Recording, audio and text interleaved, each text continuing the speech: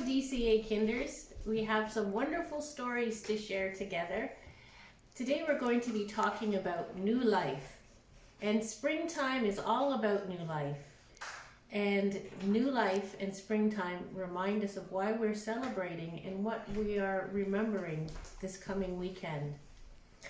You might notice beside me here I have some beautiful Easter flowers.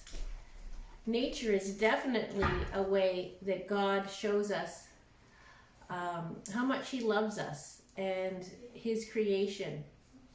In springtime, that just comes to life, and flowers are one thing that I really enjoy, and they're a beautiful reminder that God is close to us.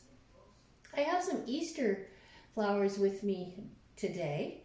This one we often see at Easter time, and you might recognize it. It's called the lily, the Easter lily. And the fact that it's white can be a reminder to us that Jesus can make our hearts white. He can clean them up, just like if we've been cleaned up, if we've been playing outside in the mud and we're all dirty. Sin makes our hearts dirty, and Jesus wants to clean our hearts up if we ask Him to. He will do that for us. And the green of the lily reminds us of new life. When plants have been sleeping underneath the ground all winter long, the first thing we see is the little green shoots coming up. That reminds us that new life will be coming soon.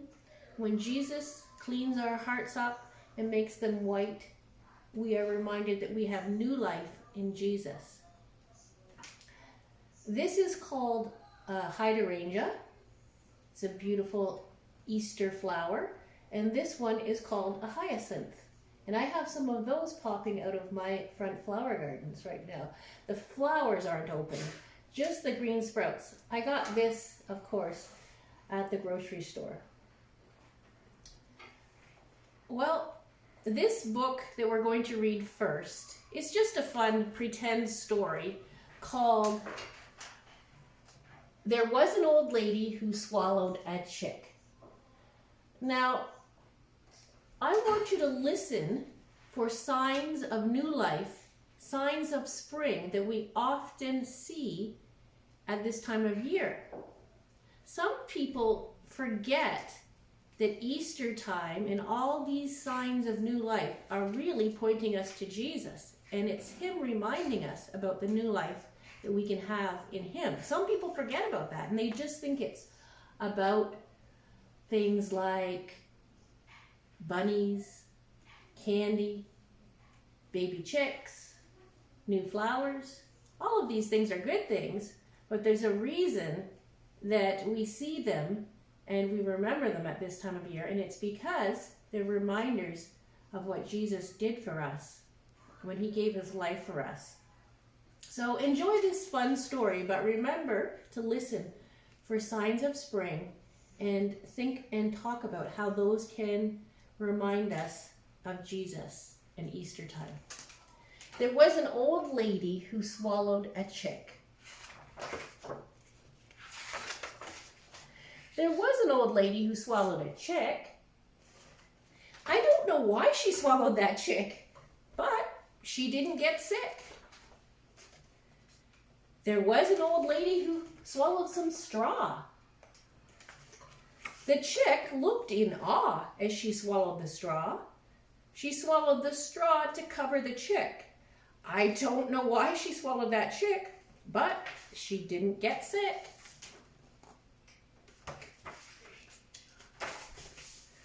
There was an old lady who swallowed an egg.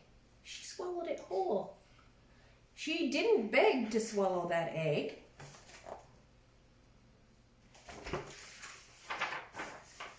She swallowed the egg to jazz up the straw. She swallowed the straw to cover the chick. I don't know why she swallowed that chick, but she didn't get sick.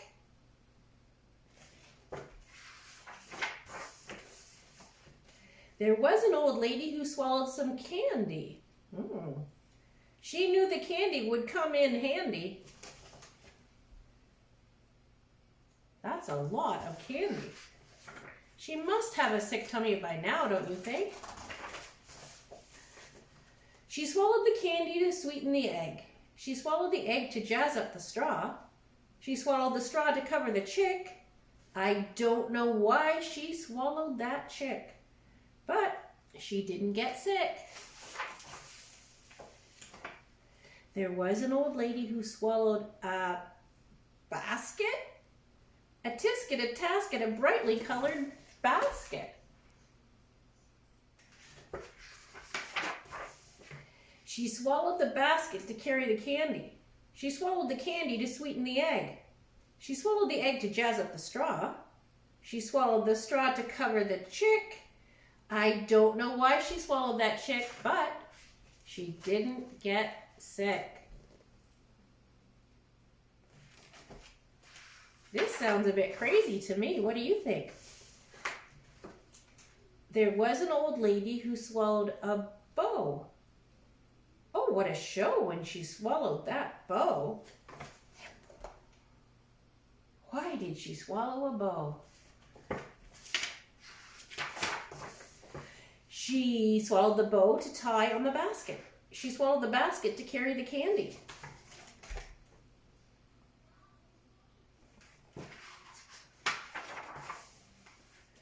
She swallowed the candy to sweeten the egg. She swallowed the egg to jazz up the straw. She swallowed the straw to cover the chick. I don't know why she swallowed that chick, but she didn't get sick. There was an old lady who started to hop. She jumped up and down and just wouldn't stop. Well, I see lots of signs of spring in this picture. Can you see some? That's right. There's a frog, there's butterflies, there's a bumblebee, there's flowers, there's green leaves on the trees. It looks beautiful. Remember, they're all signs of new life. And who gives us that new life? Jesus. As she skipped down the trail on a day that was sunny, oops, guess who she met? Wow, the Easter Bunny. Happy Easter! And there's all the things that she swallowed. Now this is really just a pretend story. We know that. I love candy, and I love pretty baskets and bows and baby chicks. And all these things are nice things, and a lot of them do remind us of spring. But these things aren't what Easter is about. They might remind us about what Easter is about. And I love springtime because everything's coming to life and it's beautiful. And that's the kind of creator that we have. He reminds us of who he is, not just in his word, the Bible, but all around us in nature. And this time of year is very special because it's not about the Easter Bunny, but God did create baby bunnies, and there's lots of baby animals being born at this time of year. And these are all wonderful things that happen in the springtime. But let's remember why we celebrate spring, why we celebrate Easter, because it's about Jesus. And this Friday, we call Good Friday. It's a sad time because it reminds us of Jesus dying on that cross for each one of us.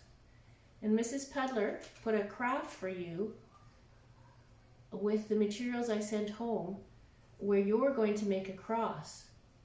And when you make that cross, remember that Jesus gave his life for you. And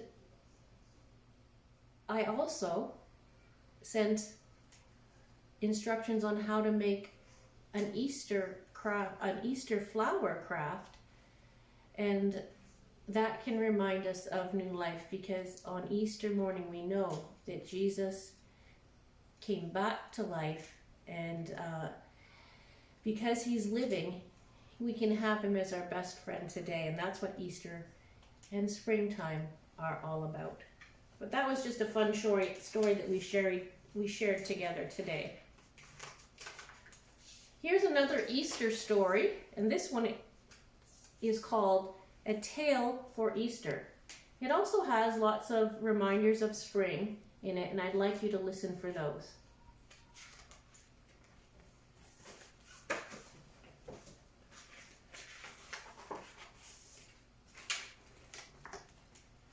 A Tale of Easter. You never can tell what might happen on Easter. You're not always sure when it's coming, even though you go to Sunday school. Sometimes Easter is in March, and sometimes it's in April. You can guess it is near when Mama makes you stand still while she fits a new dress on you. Do you get all dressed up in special clothes for Easter?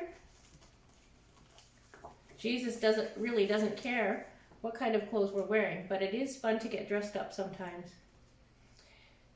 It is only when Good Friday comes that you have hot cross buns for tea that you know for certain Easter will be the day after tomorrow. So I wonder why people sometimes eat hot cross buns on Good Friday. You guessed it, hot cross buns. They are buns that have the shape of a cross made on the top of them with icing. And that's, again, a reminder of what happened on Good Friday. Jesus dying on the cross for each one of us. On Saturday, you go ask the chickens to lay plenty of Easter eggs. Have you ever decorated hard-boiled eggs to make them nice and pretty with bright spring colors? Have you painted them? I've done that, and when I was a child, and I've also done it with my children. We do it every year, even though they're not so little anymore. If you've been very good the whole year through, the night before Easter, you'll dream the loveliest dreams. There's the little girl in bed having some lovely dreams. One will be about a wee fawn. So a fawn is a baby deer, and they're also born in springtime. Who makes you as light as thistledown and takes you on her back and gallops through the woods and the fields. That sounds like a nice dream.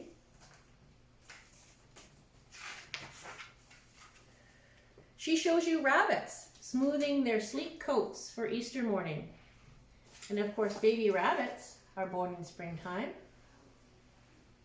On the front of the book, you see some baby lambs.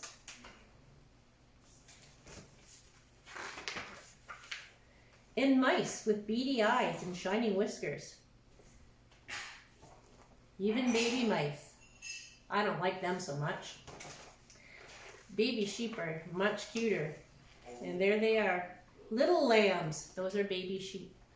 In the fields of buttercups.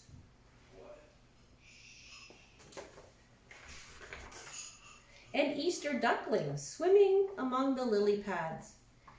There's the baby ducks. They're called ducklings. All the babies are being born.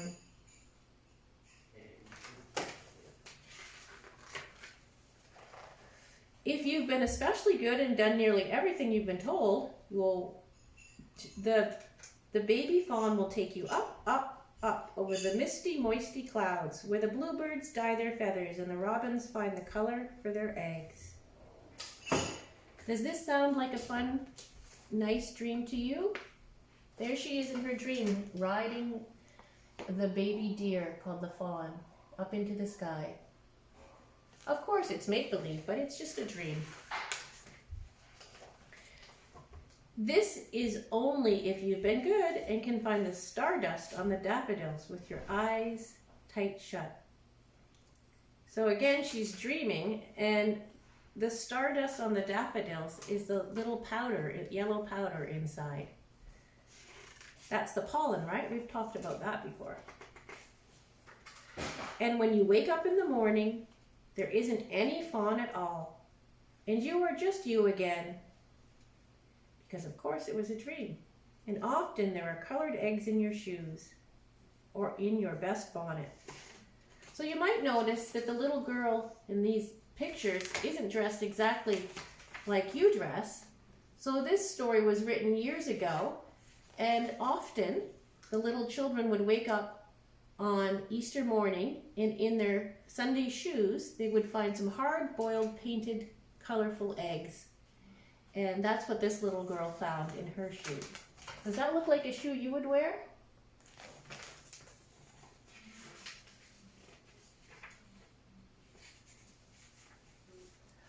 Or a basket of ducklings beside your bowl of porridge. There might even be a bunny in Grandma's rocking chair.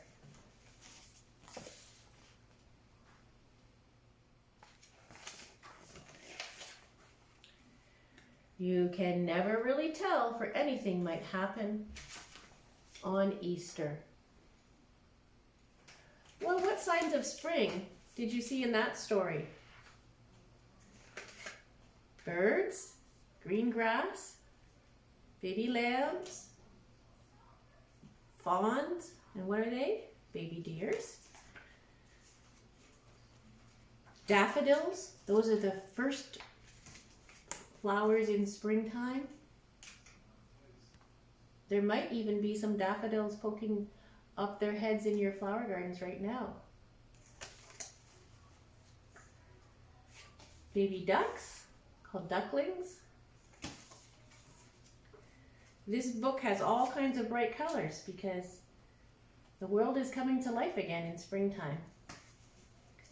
And they're helping us remember what Easter is all about, Jesus.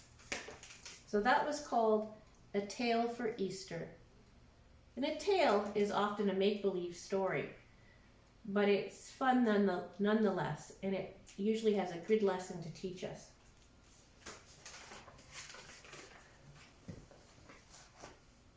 Well, the last thing that we're going to talk about today that reminds us of Easter time is the dogwood flower.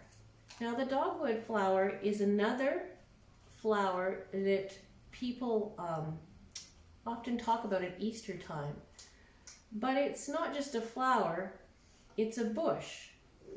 And there was a poem written about the dogwood flower, and it's a legend or a story. Now, legends aren't necessarily always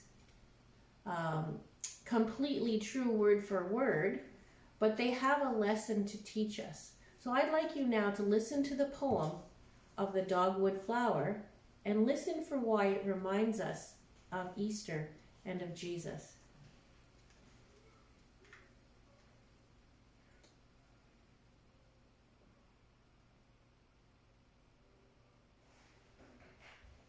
I just need to find it on my phone again. I had it, but now I need to find it again.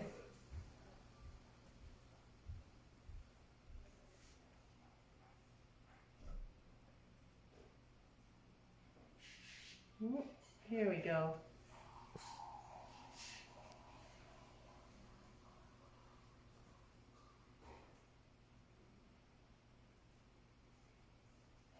Need to make it bigger so I can read it. Okay. So here's the dogwood flower poem. When Christ was on earth, the dogwood grew to a towering size with a lovely hue. Its branches were strong and interwoven, and for Christ's cross the timbers were chosen. Being distressed at the use of the wood, Christ made a promise which still holds good. Not ever again shall the dogwood grow to be large enough for a tree, and so, slender and twisted it shall always be, with cross-shaped blossoms for all to see. The petals shall have bloodstains marked brown, and in the blossom center a thorny crown. All who see it will think of me, nailed to a cross from a dogwood tree. Protected and cherished this tree shall be, a reflection to all of my agony. So the dogwood flower is a white flower with white petals, and the legend says that the dogwood tree used to be a great big huge tree about the size of an oak tree. But they say that the wood for Jesus' cross was made out of the wood from the dogwood tree. Now, nowadays, we still have the dogwood tree, but it's smaller and it's a bush. And the legend says that because the wood was used to make Jesus' cross, it was cursed to be a smaller tree now than it used to be. But it was also blessed with beautiful white flowers. And the flowers are in the shape of a cross with 2 tall ones and 2 short ones. In the middle, the center part looks like a crown of thorns, which the cruel soldiers put on Jesus' head. That reminds us of the crown of thorns. And in the white flower, there's also little red stains, and that reminds us of the drops of blood that came from Jesus' hands and feet and his side when he shed his blood for each one of us.